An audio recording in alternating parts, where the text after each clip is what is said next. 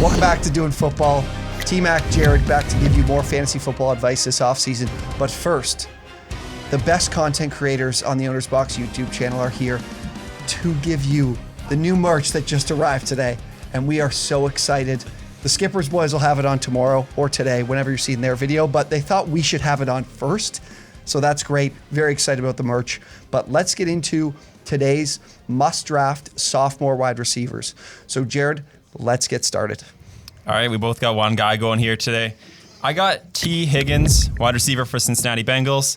He's been taken at about an ADP of 61 in best ball and in Dynasty mid-6th round. So 6th round pretty much in both.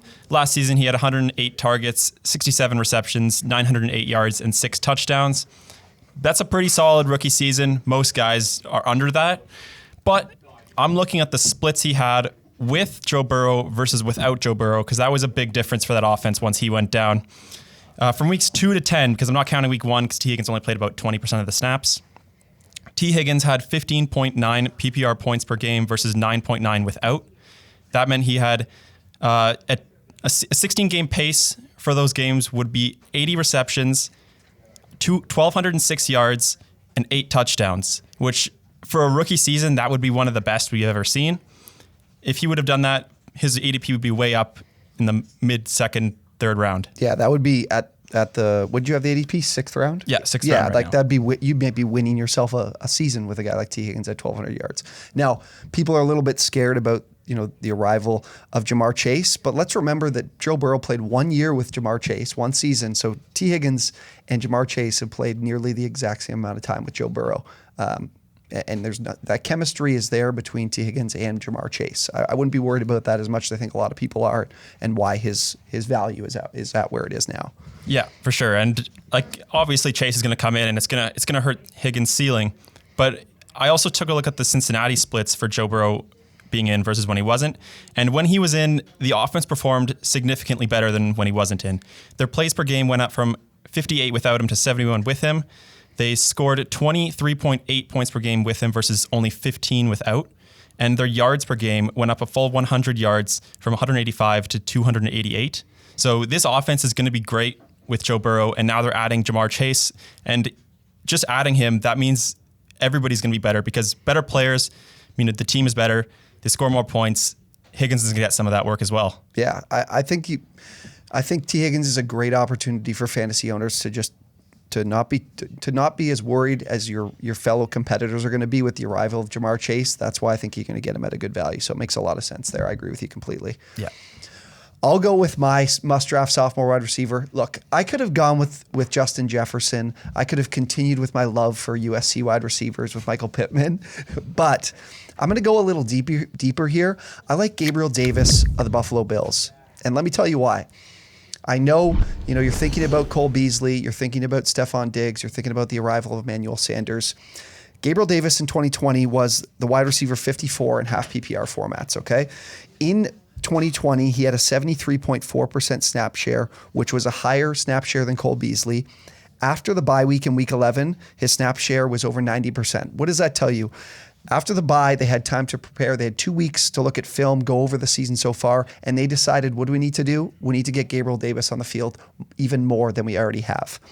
43.5% of his targets came after that bye, weeks 13 to 17. 43.5% of all of his targets. I'm not going to tell you that Gabriel Davis is going to put together a wide receiver 2 type season.